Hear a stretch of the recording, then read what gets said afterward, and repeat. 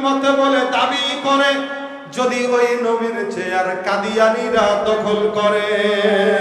কি হবে শেষ নবীজির উম্মত বলে দাবি করে, যদি ওই নবীর চেয়ার কাদিয়ানীরা দখল করে।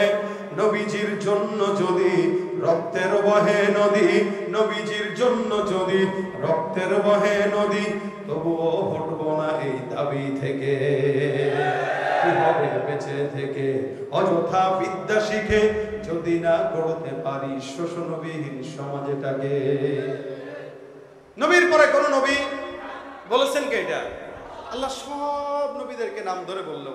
নবীকে বলেছেন রাসূল, কখনো বলেছেন ইয়াসিন ওয়াল কুরআনিল হাকিম, কখনো আর রহমান, কখনো তাহা, মা আনজালনা আলাইকাল কুরআনা লিতাশকা, কখনো কখনো ইয়া আইয়ুহাল মুজাম্মিল। চাদরওয়ালা। গরম লাগতেছে? কষ্ট হইতেছে? ইনশাআল্লাহ 15 মিনিটের ভিতরে শেষ করে দেব। কখনো চাদরওয়ালা, কখনো কম্বলওয়ালা, লকব দিয়া দিয়া আমার আল্লাহ পাক রব্বুল আলামিন ডাক দেন। আবার উম্মত আপনার মতো আমার মতো বান্দাকে আল্লাহ জানায় দিয়েছেন, লা তাজআলু দুআ আর-রাসূল বাইনাকুম কাদুআ বা'দিকুম বা'দা। নবীকে খবরদার নাম ধরে ডাকবা না, যখনই ডাকার প্রয়োজন হয় সুন্দর করে ইয়া রাসূলুল্লাহ বলে ডাকবা। আল্লাহ নিজেও যেই নাম ধরে ডাকেন নাই, আল্লাহ চায়ও না বান্দাও আমার নবীকে নাম ধরে ডাকুক।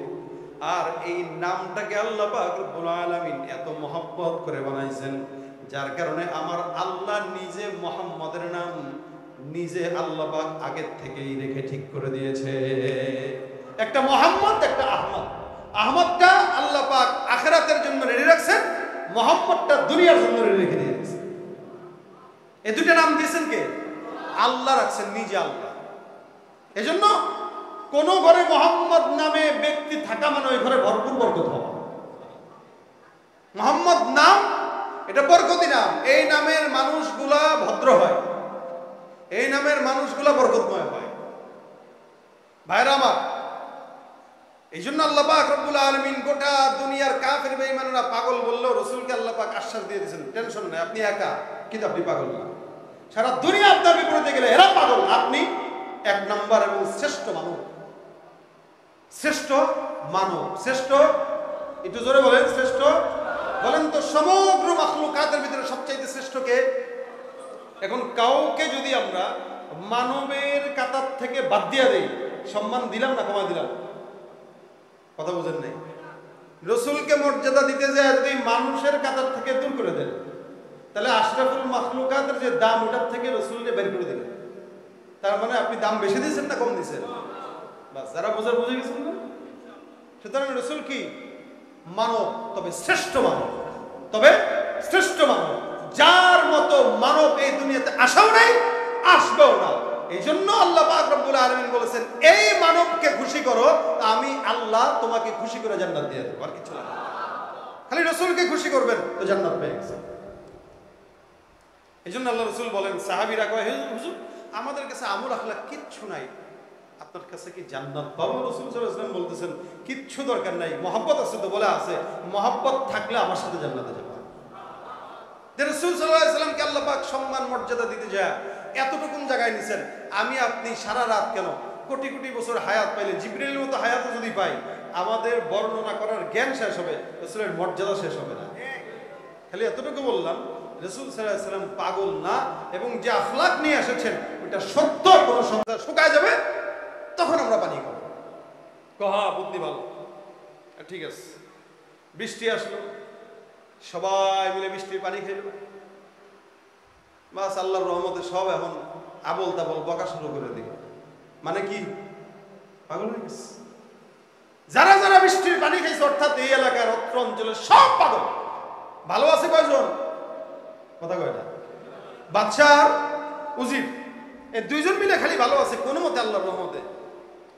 এখন বাদশা কয়, কিরে মন্ত্রী পরিষদের অবস্থা যে বেগতিক, জিজ্ঞেস করলে ভালো আছিস নি? কাব্বায় ভাত খাইছে। তোর বউ কেমন আছে? তোর বউ আমার বউ কইছি নাকি?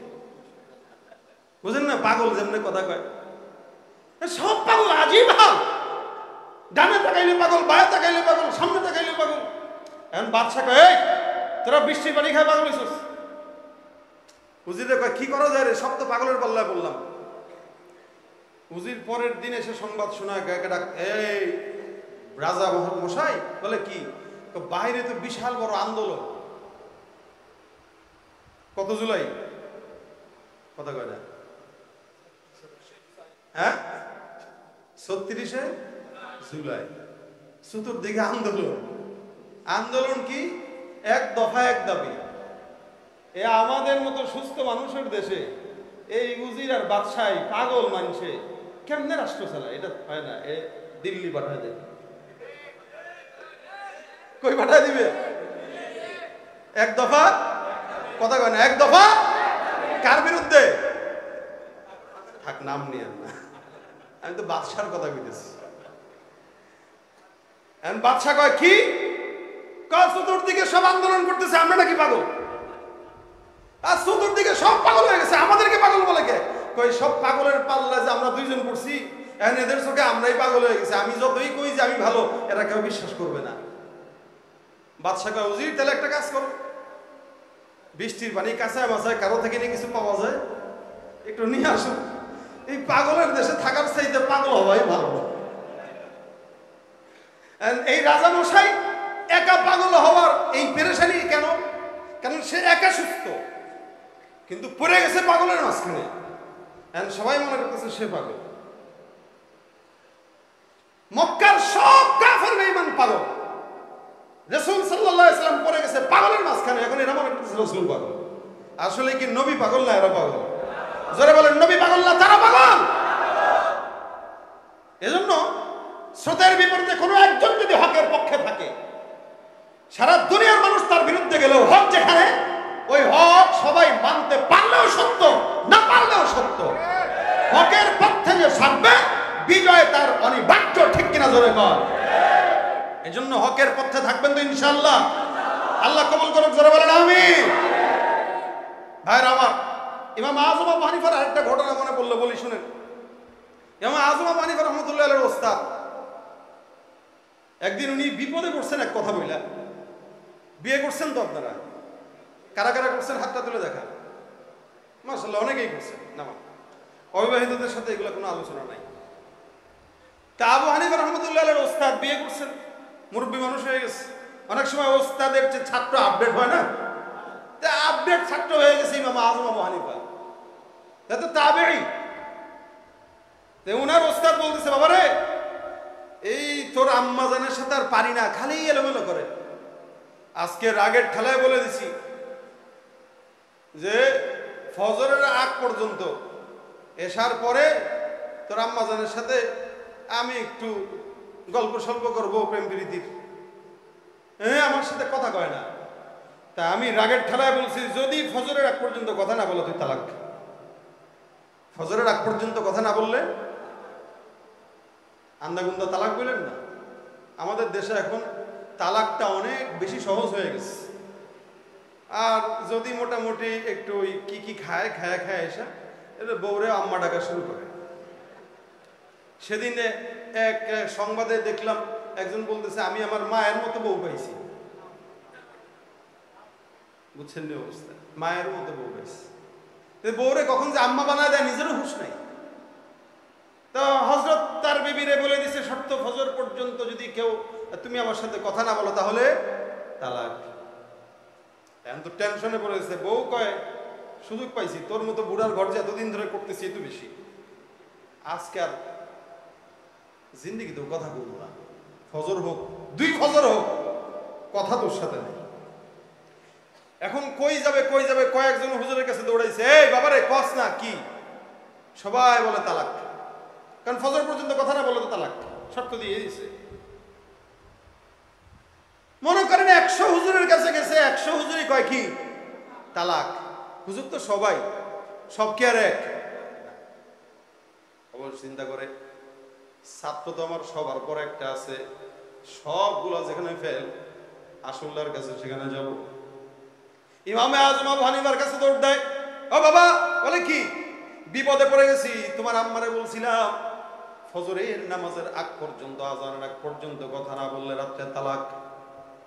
বেচারা যখন আর কথা কয় না, আমার সঙ্গে রাত 3টা বেজে গেছে, আমার 2 ঘন্টা বাকি, কি করব, টেনশনে পড়ে গেলাম। ইমামে আজম আবু হানিফা বলে, যান টেনশন ছাড়া সুন্দর করে বাসায় যায়, নাকে তেল দিয়া ঘুমান, ইনশাআল্লাহ আপনার বউ তালাক হবে না। সবাই একদিকে একদিকে, আজীব না? সব হুজুর বলতেছে তালাক, এ একা কয় তালাক না, তাহলে কি আবু হানিফা পাগল? একা না, সবার বিপরীতে সেও তো একা, তা তো পাগল হওয়ার কথা। তার মানে বোঝা গেল একা থাকলেই পাগল বলা চলে। আবু হানিফা রাহমাতুল্লাহ লেখা, যান কোনো টেনশন ছাড়া ঘুমান, আপনি পাগল, আপনার বউ তালাক হবে না। রাত অনেক হয়ে গেছে, 4টা বাজতে চললো, এখন আসে না। ইমাম আজম আবু হানিফা বলছে, যান আমি আসবো, আর আসার কোনো নাম নাই। কি করবে? আল্লাহর বান্দা এবার জিকির আজকাল শুরু করে দিয়েছে, আল্লাহ রে এটা হেদায়েত দিও আল্লাহ। এ কইছে আমার কাছে আসবে, বউটা যদি বুড়া বয়সে চলে যায়, রান্না করে দিব, কে খাবো কি? আর এই বুড়া বয়সে টেনশন এটাই, বউ লাগে খালি খাবার লেগে, ঠিক না? বুড়া মানুষ আর কি, বউ একটা না থাকলে রান্না করে দিবে কে? পেরেশানির ভিতরে পড়ে গেছে। এদিক দিয়ে ইমাম আজম আবু হানিফা রাহমাতুল্লাহ সুন্দর করে আসছে। আয়েশা উনার যে উস্তাদের বাসার পাশে একটা ছোট্ট ছাপটা মসজিদ, মসজিদের সামনে দাঁড়ায় আল্লাহু আকবার আল্লাহু আকবার কয় আযান দেওয়া শুরু করে দিছে। হ্যাঁ হ্যাঁ, উস্তাদে কয়, কিরে কেমন বড় শয়তান। আমি তারে বললাম যে আমার বউ বাঁচা, আর ও ইচ্ছা করে আযানটা দিয়ে দিল, বউ তো শেষ। হায় হায়, এখন আমার কি হবে? পানি এনে দিবে কে? রান্না করে দিবে কে? কাপড় ধুয়ে দিবে কে? টেনশন। দাঁড়া তুই আজকে লাঠি নিয়ে বের হবে ভাব। তা আমি তোরে বললাম বউ টিকাইতে, তুই ইচ্ছা করে আমার বউটা ভাঙলি। বাড়ির পাশে মসজিদে এসে আযান দিয়ে দেয়। ইমাম আজম আবু হানিফা রাহমাতুল্লাহ আলাইহি আযান দেওয়া শেষ, ঘরের সামনে টাকা দিয়ে দেখে হুজুরের লাঠি নিয়ে দাঁড়া রয়েছে। হুজুর দাঁড়া রে, তোরে দাঁড়া খাইছে, তোরে কি আমার বউ তালাক দেওয়ার জন্য পাঠাইছি? তোরে বললাম তুই আমার বউরে সেভ কর, তালাকটা যেন না হয়। কেউ তালাক তো হয় নাই। আর বউ পাশ থেকে কয়, আলহামদুলিল্লাহ, এই গাঠি মাটি সব গোছাইছি, আপনি ভালো থাকেন, আর আমার ডিস্টার্ব করেন না। সব কিছু নিয়ে রেডি যাবে কই? কই যাবে? এই বেডিদের একটা স্বভাব না, বাবার বাড়ি দৌড় মারতে চায় খালি। ইমাম আজম আবু হানিফা, আম্মা যান সুন্দর করে ঘরের ভিতরে যান। কেন? তালাক তো? না না না, এটা আমি তাহাজ্জুদের আযান দিয়েছি, ফজরের আযান। সুবহানাল্লাহ কয় না? আচ্ছা বলেন তো, ইমাম আজম আবু হানিফা একা ছিল না দোকা ছিল? একা ছিল না, তাই বলে কি সে পাগল? মুহাম্মদুর রাসূলুল্লাহ একা ছিল। জিন্দেগিতে সমস্ত দুনিয়ার মানুষ যদি তাকে বলে পাগল, আল্লাহ বলেন মা আনতা বিনিআমাতি রাব্বিকা বিমাজনুন। আল্লাহর কসম করে বলছি, আসমানের কসম করে বলছি, জমিনের কসম করে বলছি, গোটা জাহানের কসম করে বলছি, ফেরেশতাদের কসম করে বলছি, বাইতুল্লাহর কসম করে বলছি, গোটা দুনিয়াতে যা আসবে যা এসেছে সবকিছুর কসম করে বলতেছি, সারা দুনিয়া তোমার বিরুদ্ধে গেলেও মুহাম্মদ ওরা পাগল, তুমি পাগল হতে পারো না, পারো না, পারো না। তুমি নবীর উম্মত দাবি করো, সুন্নাহ মানো না, নবীর অপমানে তোমার হৃদয় কাঁদে না। তুমি নবীর উম্মত দাবি করো, সুন্নাহ মানো না, নবীর অপমানে তোমার হৃদয় কাঁদে না। তুমি বিজাতীয় সংস্কৃতিতে সপেছো পরাণ, তুমি বিজাতীয় সংস্কৃতিতে সপেছো পরাণ। তুমি কেমন মুসলমান, কেমন মুসলমান, নামাজের সাথে নাই পরিচয়, মানো না কোরআন, নামাজের সাথে নাই পরিচয়, মানো না কোরআন। তুমি কেমন মুসলমান, তুমি কথা ঠিক কিনা? আল্লাহ কসম খেয়ে বলতেছেন নবী পাগল না, পাগল হওয়ার সম্ভাবনাও। খুলিকতা মুবাররাআম মিন কুল্লি আইব কান্নাকা কদ খুলিকতা কামা তাশা। হাসান বিন সাবিত ডাক দিয়া কয়, ইয়া রাসূলুল্লাহ, আপনাকে আল্লাহ পাক রব্বুল আলামিন সব ভুলের ঊর্ধ্বে সৃষ্টি করেছেন। শুধু তাই নয়, আল্লাহ পাক রব্বুল আলামিন আসমানকে বানাইছেন কোন দিয়া? আদেশ দিয়া। জমিনকে বানানোর জন্য আল্লাহ পাক রব্বুল আলামিন আদেশ দিয়েছেন, আসমান আল্লাহ পাক রব্বুল আলামিন আদেশ দিয়ে বানাইছেন। কিন্তু আমার আল্লাহ পাক রব্বুল আলামিন আপনার মতো হাবিবে কিবরিয়া মুহাম্মদুর রাসূলুল্লাহ সাল্লাল্লাহু আলাইহি ওয়াসাল্লামকে আদেশ দিয়া নয়, আমার আল্লাহ পাক আপনাকে দিল থেকে প্রেম আর মহব্বত দিয়া সৃষ্টি করেছে। মুহাম্মদ হামিদে হামদে খুদা বস, খুদা মদহে আফরি মুস্তফা বস। মোহাম্মদ হামিদে হামদে খুদা বস, খুদা মদহে আফরি মুস্তফা বস। মোহাম্মদ আজ তুমি খাহাম খুদা রা, খুদায়া আজ তো হুব্বে মুস্তফা রা, খুদায়া আজ তো হুব্বে মুস্তফা রা। আমার আল্লাহ যতটুকু মহব্বত আমার পয়গম্বরকে করবেন, যতটুকু সম্মানের সঙ্গে আল্লাহ পাক নবীর নাম নেবেন, এতটুকু সম্মানের সঙ্গে মুখে নাম নেওয়ার মতো যোগ্যতা আপনার আমার নাই। যার কারণে আমার আল্লাহ পাক রব্বুল আলামিন নবীর বেলায় বলে দিয়েছেন, মা আনতা বিনি'মাতি রাব্বিকা বিমাজনুন। আপনাকে আমি আল্লাহ পাগল বানাই নাই, আপনার জন্য আমি আল্লাহ পাক দুনিয়ার এমন কোন নিয়ামত দেই নাই যেটা আপনার জন্য দেই নাই। আল্লাহর নবী সাল্লাল্লাহু আলাইহি সাল্লামকে এতটুকু সম্মান দিলেন, যার কারণে গাছকেও অনুগত বানায় দিয়েছেন। নবী মেম্বারের মধ্যে যখন বসলেন, এক মহিলা সাহাবী ডাক দেয়া কয়, ইয়া রাসূলুল্লাহ, আপনার জন্য মেম্বার একটা বানায় নিয়ে আসবো। আমি কাঠের ব্যবসা করি, আমার কাঠুরি আছে, আমি তাকে বললে সুন্দর করে আপনার জন্য মেম্বারের ফয়সালা করে দিবে। আমার পয়গম্বর আদেশ দিয়ে দিলেন, যাও মেম্বার বানায় নিয়ে আসো। মসজিদে নববীতে মেম্বার বানায় নেয়।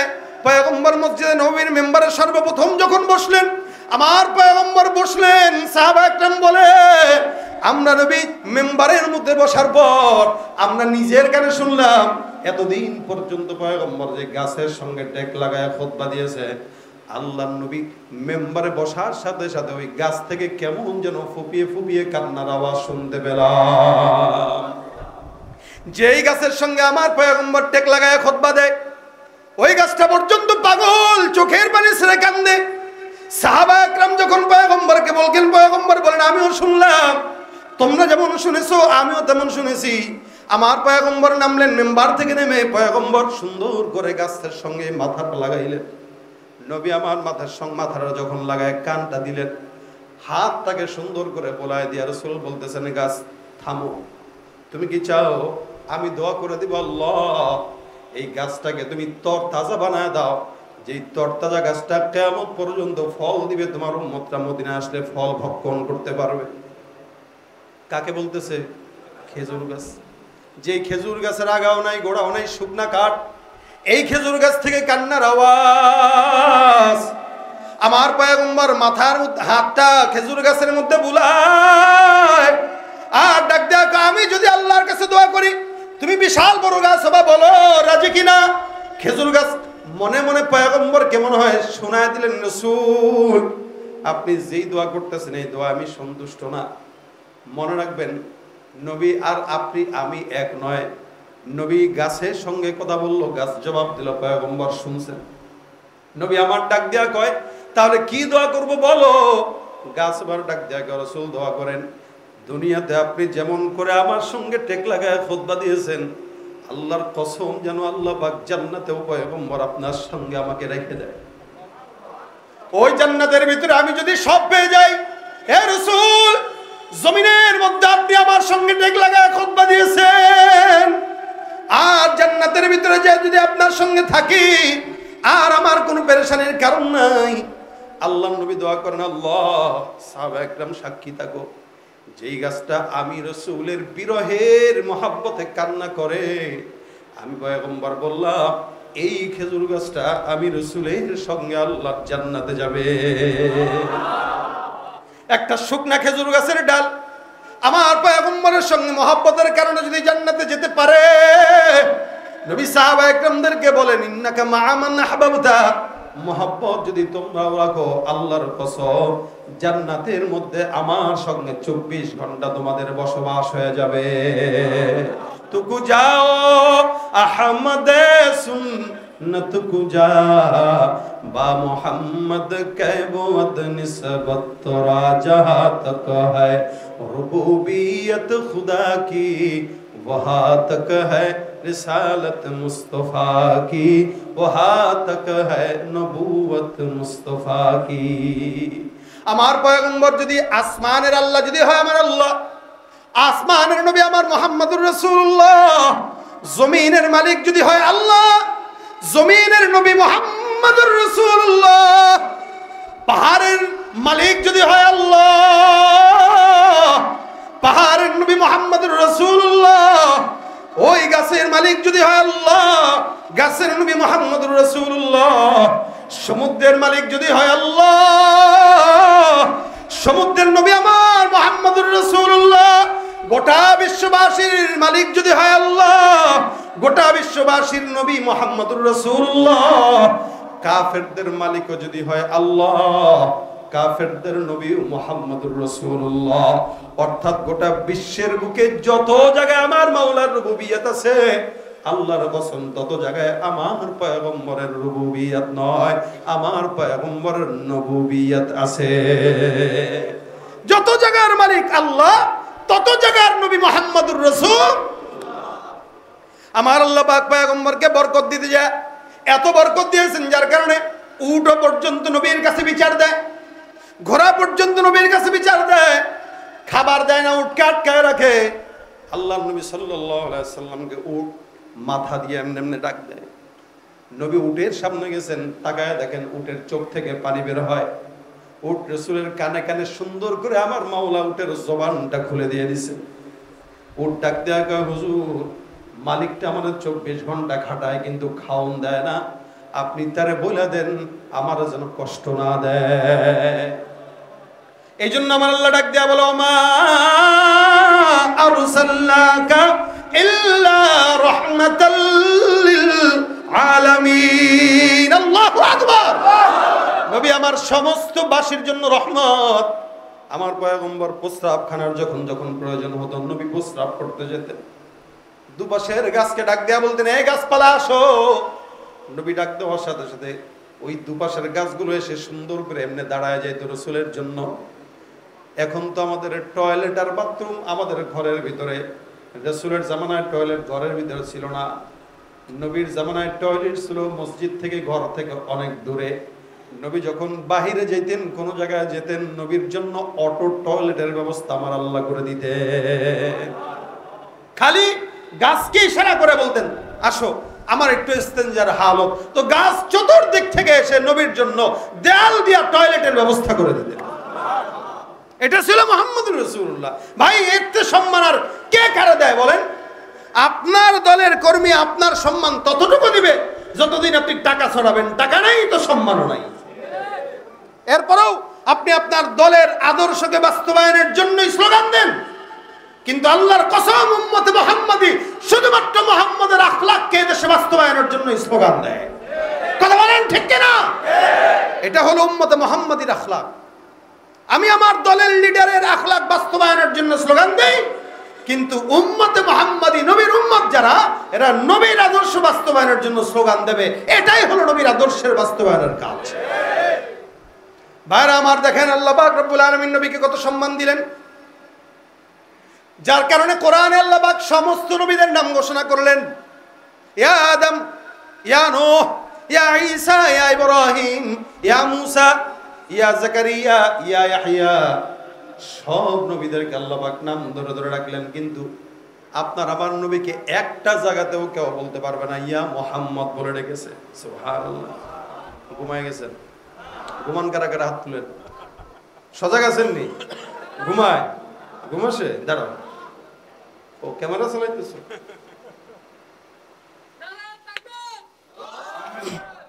ভাইরা আমার, আল্লাহ পাক কোন জায়গাতে, একটা জায়গাতেও ইয়া মুহাম্মদ এই শব্দটা আল্লাহ ব্যবহার করেন নাই। সম্মান বেশি দিয়েছেন না কম দিয়েছেন? অথচ সব নবীদেরকে ইব্রাহিম, ইসমাইল, ইদ্রিস, দেখবেন বাপের যদি 5-7টা পোলা থাকে, আদরের টারে আব্বা বলে ডাকে, বাকি গুলারে এই বাদাইম্মা। এই টোটো কোম্পানি ম্যানেজার এদিকে আসেন, কি কাম করছেন আজকে? আরেকটারে গায়ে তেরা মুন্সি আসেননি, 5-7 ভাই আসেননি কেউ? লাউরিনা কয় ভাই? 6 ভাই, মাশাআল্লাহ। এরা অবশ্য সবাই আলেম, মাশাআল্লাহ। তার বড় ভাই ইলিয়াস লাহোরি, সে বাংলাদেশের মোটামুটি হাফেজের জগতে একজন ভালো। আমরা একসাথে পড়ছিলাম তার বড় ভাইয়ের সাথে, আমরা একসাথে ভাই। তো এদের মোটামুটি ফ্যামিলিতে যারা আছে সবাই আলহামদুলিল্লাহ হাফেজ। আলহামদুলিল্লাহ দিনের শিক্ষা শিক্ষিত করবেন ইনশাল্লাহ। বাদাইম্মা ডাক শুনতেও হবে না, দেওয়াও লাগবে না। কিন্তু বাবার সন্তান 5-7টা হইলে একটারে আদর করে বেশি, ঠিক না? যে কোনো একটারে একটু বেশি টান থাকে। আল্লাহ পাকের নবী তো অনেক, বান্দা তো কোটি কোটি, সবচেয়ে মহব্বত করে কাকে? জোরে কর না, নবী করিম সাল্লাল্লাহু আলাইহি ওয়াসাল্লাম। যার কারণে কয় খবরদার, এই সব নবীর নাম ধরে ধরে ডাকলেও মুহাম্মদকে নাম ধরে ডাকা যাবে ইয়া আদম উসকুন আনতা ওয়া যাওজুকাল জান্নাহ। আল্লাহু আকবার। আদমকে কি বলে ডাকছেন? হে আদম। ইয়া ইব্রাহিম কদ সাদ্দাকতার রুইয়া, ইয়া মূসা লা তাখাফ ইয়া নূহ ইহবিত বিসালামিন মিন্না ওয়া বারাকাতিন আলাইক ইয়া যাকারিয়া ইন্না নুবাশশিরুকা বিগুলাম ইয়া ইয়াহইয়া খুযিল কিতাবা বিকুওয়া। কিন্তু আল্লাহ পাক কোন জায়গায় বলেন না ইয়া মুহাম্মদ। যখন এই নবীর নাম ঘোষণা করার কথা আসছেন, আমার আল্লাহ পাক ডাক দিয়া বলেন ইয়া আইয়ুহান নবী। সুবহানাল্লাহ। কি বলেছেন? হে নবী, হে নবী। ও কত মহব্বতের এটা, হে নবী। কখনো বলেছেন ইয়া আইয়ুহার রাসূল, কখনো বলেন নবী, কখনো বলেন রাসূল, কখনো ডাক দিয়া বলেন লাকাদ কানা লাকুম ফি রাসূলিল্লাহ।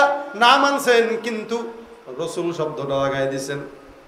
কোন এক মজলিসে সাহাবা একরাম বলতেছেন, আরে ইব্রাহিম নবী খলিলুল্লাহ, এটা আমার শুনতে অনেক ভালো লাগে যে আল্লাহ পাক ইব্রাহিমরে খলিলুল্লাহ বলছেন। আরেক সাহাবী ডাক দিয়া কয় মূসাকে আল্লাহ পাক কালিমুল্লাহ বানাইছেন, এটা আমার কাছে বড় মজা লাগে। আরেক সাহাবী ডাক দিয়া কয় ঈসাকে রূহুল্লাহ বানাইছেন, এটা আমার কাছে মজা লাগে। নবী তাদের আলোচনা শুনে মসজিদে নববীর থেকে বের হয়ে সাহাবা একরামদেরকে বলতেছেন, এই কি নিয়ে আলোচনা করো? বলে হুজুর আমাদের কাছে অবাক লাগে যে আল্লাহ পাক নিজে নবীদের নাম দিছেন, ইব্রাহিম খলিলুল্লাহ, ঈসা রূহুল্লাহ, মূসা কালিমুল্লাহ, ইসমাইল জবিহুল্লাহ, ইব্রাহিম খলিলুল্লাহ। এই যে আল্লাহ পাক নাম দিছেন, এটা ভালো লাগে শুনতে। নবী বলেন তোমরা কি জানো আল্লাহ পাক আমাকে কি বলেছেন? কি? আল্লাহ পাক বলেছেন মুহাম্মাদুর রাসূলুল্লাহ তো আছেই, বাকি আমার লকব দিয়েছেন হাবিবুল্লাহ। সুবহানাল্লাহ। পার্থক্যটা কি বুঝবা? বলে খলিল বলা হয় তাকে, খলিল বলা হয় তাকে যে আল্লাহকে বন্ধু বানায়। বলেন খলিল কাকে বলা হয়? যে যে আল্লাহকে বন্ধু বানায়। হাবিবুল্লাহ বলা হয় তাকে আল্লাহ যাকে বন্ধু বানায়। আরো জোরে বলুন। খলিল বলা হয় তাকে, খলিল বলা হয় তাকে যে আল্লাহকে বন্ধু বানায়। হাবিব বলা হয় তাকে আল্লাহ যাকে বন্ধু বানায়। সুবহানাল্লাহ। আল্লাহ সম্মান বেশি দিবেন না কম দিবেন? মুহাম্মদ হামিদে হামদে খুদা বস, খুদা মদহে আফরি মুস্তাফা বস। আল্লাহই যথেষ্ট, আর কাউকে লাগে না। যার কারণে কোরআনে একটা জায়গায় নাম ধরে ডাকেন নাই, সব জায়গায় লকব। মা কানা, এই হাফেজ সাহেব পড়ছে, কারি সাহেব, ওখান থেকে আমি আয়াত তেলাওয়াত করেছি। মা কানা মুহাম্মাদুন, মুহাম্মদ কোন পুরুষের পিতা না, আবা আহাদিম মির রিজালিকুম ওয়ালাকির রাসূলুল্লাহ ওয়া খাতামান নবিয়্যিন। দেখেন লকব লাগায় দেয়, তিনি আল্লাহর রাসূল। 2 নাম্বার তিনি হলেন আখেরি নবী। কি নবী? আসবে কেউ আর? ও ভাই নবী আর আসবে? মুরব্বীরা আসবে? কাদিয়ানীরা কি জোরে কয় না? জোরে বলেন না। ওরা কি এই ব্যাপারে এই রবিউল আউয়াল মাসে নবীর মহব্বত নিয়ে ঘোষণা দেন কাদিয়ানী। রাসূলের নবুয়তের চাদর নিয়ে যারা টানাটানি করবে, আল্লাহর কসম তাদের বিরুদ্ধে আমাদের স্লোগান চলবে। জীবন দেওয়া লাগলে দিব, ফাঁসির কাষ্ঠে ঝুলতে হলে ঝুলবো, খাতমে নবুয়ত বাস্তবায়ন করে ছাড়বো। নবী শেষ নবী, এর পরে কোনো নবী নাই। এই কথা যে মানবে না, বাংলাদেশে তাদের কোনো ঠাঁই হবে না। এদেশে ইহুদিরা থাকে তাদের পরিচয়ে, হিন্দু থাকে তাদের পরিচয়ে, কাদিয়ানী থাকবে মুসলমান পরিচয়ে না, কাফের পরিচয়ে। ঠিক কিনা বলে? কাদিয়ানীরা কি? আরো জোরে কাদিয়ানি কে?